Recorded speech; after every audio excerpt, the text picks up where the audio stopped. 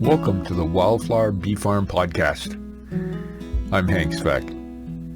This podcast is about helping you learn and understand the different trials and tribulations of converting a 50-acre farm back to nature and a honeybee sanctuary, and how we struggle to continue to be servant beekeepers.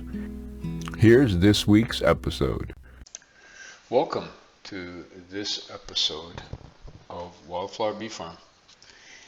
You know, it's been just a fascinating year, and I spent some time recently looking again at this whole issue of, you know, when you see what's happening in Australia and in New Zealand, and there's a great deal of push, and there continues to be very strong arguments why people should keep treating honeybees with different chemicals and even high concentrations of what are called natural products.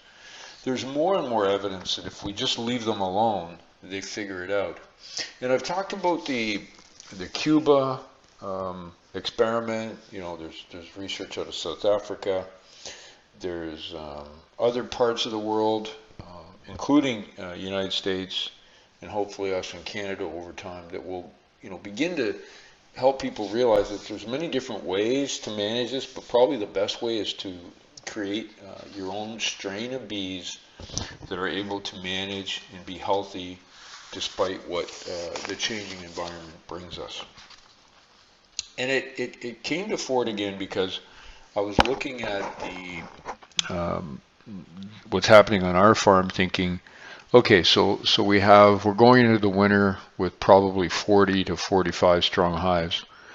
Some are going into their third winter, primarily, or second. We have 4 hives that are going into their third winter untreated for 2 years. We have probably 20 hives going into their second winter, having never been treated.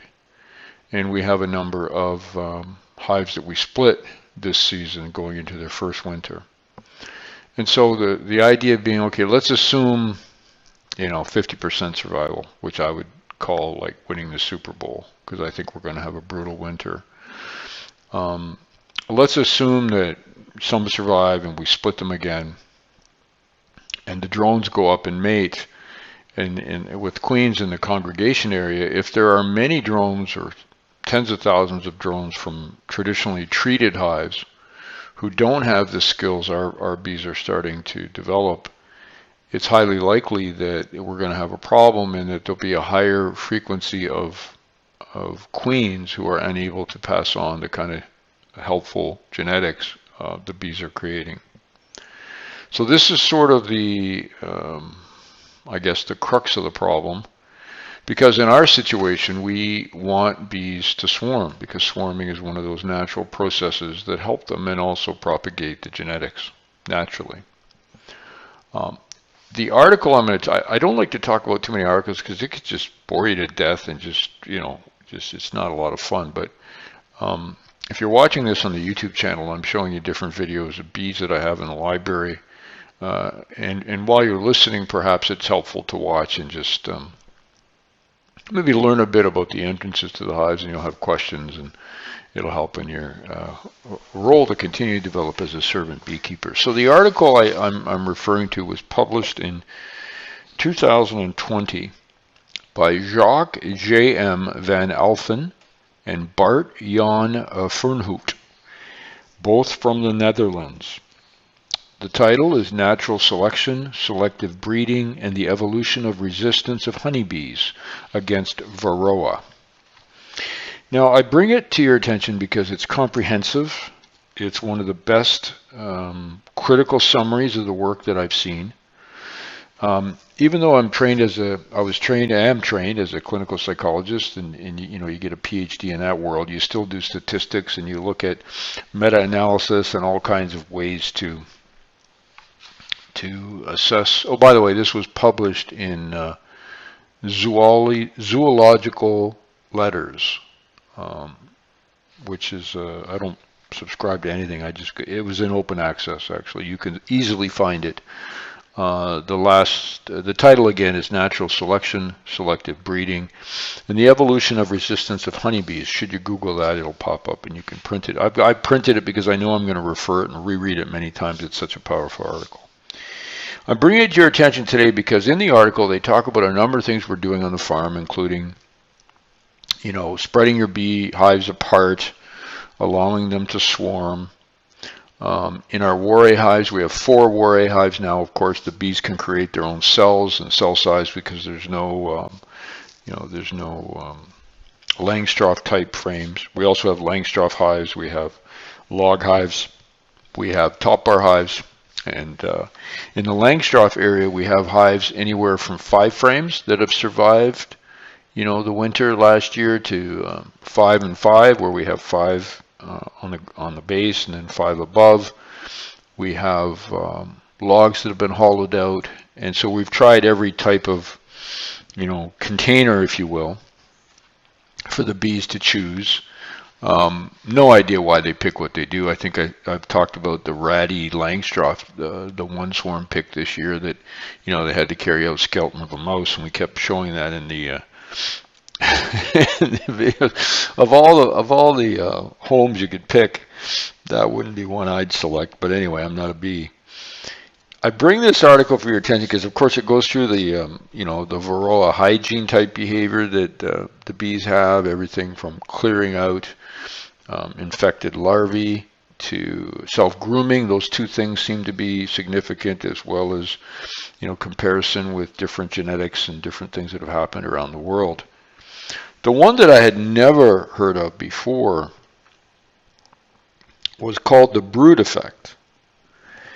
And this is another sort of supporting issue of why you may want to think twice before you treat your hives with pesticides or high concentrations of organic material that actually has an infusion into the brood cells that are capped. Because according to this science that these authors have uncovered, there is emerging evidence that bees, as they develop resistance, the actual larvae in the brood after capped has a way to stop the Varroa mite from reproducing. Now this fact just kind of blew me away. There's no clear evidence of what happens. There's some hypotheses, and they call it basically brood effects. And in one study, they took European honeybees and African honeybees, and they introduced combs of Africanized and European honeybee larvae into mite-infested Africanized bee colonies. In European honeybees, 75% of the infested brood cells had female mites that reproduced, while in the Africanized honeybees, this was only 49%. Now, as only the origin of the brood was different, a factor of something in the brood apparently affected the reproductive success of the mites. Now, we don't know what that is. We have no idea. But the point is, Africanized bees are known to be resistant to mites and other diseases. They're also fairly aggressive. So, most beekeepers, and I think I went through this a couple of years ago, I had an extremely aggressive hive that was pretty aggressive. And it was in the first group I brought back after we had failed in our first trial of this project.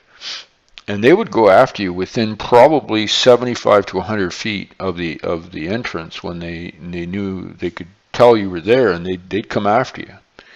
So I went through this whole debate, what do you do? I looked at the science. Some people said euthanize, some people said whatever, so I requeened them and all that. No, I just took the hive, I got all suited up, took the hive to the back of our forest, the very back, and just left them. And that was 2 years ago. Now they're going into their 3rd winter.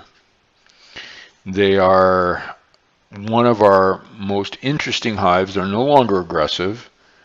We put a box on them every year for honey in the past 2 years, and they've produced in about 3 weeks a full box of honey, and this is in July and August, and then we just leave them alone. We take it off in August, and then they're fine. We'll see what happens to them this year because this is their 3rd winter. We'll see how they survive. We've also split them, and the splits are not aggressive. So there's something about Africanized bees that allow them to, and it's thought to be the self-cleaning, the more aggression, and the varroa hygiene type behavior. But clearly you have to let bees develop and adapt the skills to be able to learn them. There is also evidence in this article that the majority of the changes in the resistant bees is genetic and it's passed on. And so the idea being, the more of this that happens, the more of the Darwinian black bee box technique that people use, and there are more bees out there, eventually all the bees that swarm will have some traits, and we will continue to develop resistance, which is what has happened around the world. So I strongly urge you to have a look at this article, at least keep it in your library and look at parts of it or keep it on your computer. There are some basic things we can do. And we're trying them all on the farm. I think you know that. Last week I talked about the 10 servant beekeeper strategies, and the majority of the things that we're doing are as part of this creation of a strain of our own bees that will go out there and take on these things. Now there's one thing we have to discuss that no one seems to discuss, and in this research there's nothing about habitat. So I think we have to really consider the fact that in our project, the bees have the best habitat you can imagine because we've created it for them. From the time the temperature is warm enough for them to leave the hive until frost, they have food. There are flowers, it starts with trees and then flowers and then more flowers and then clover, all kinds of clover, and it ends off with and just an incredible amount of goldenrod and aster that finishes off the year for them. And so outside of the practices we use, the actual habitat has to be considered. And I think we need a way to quantify that or measure that in the sense of just talking about in a paragraph when your bees are successful, what's life like around there for them? What food's available? In my case, I've talked about, we live in an intensive Agent Orange farm community. So, Roundup is used all around us.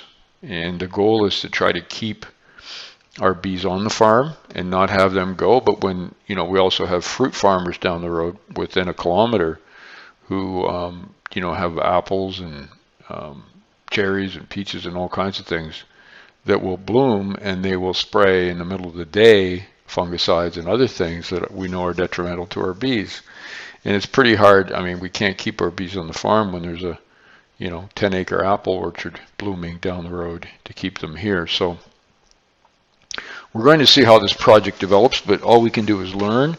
And I think, as you know, if you followed, we've put the sheep wool and the moisture blankets on all our hives this year, and anticipating that will help them even, better able to handle the cold and the change in weather and the humidity that comes with that and the ability to survive.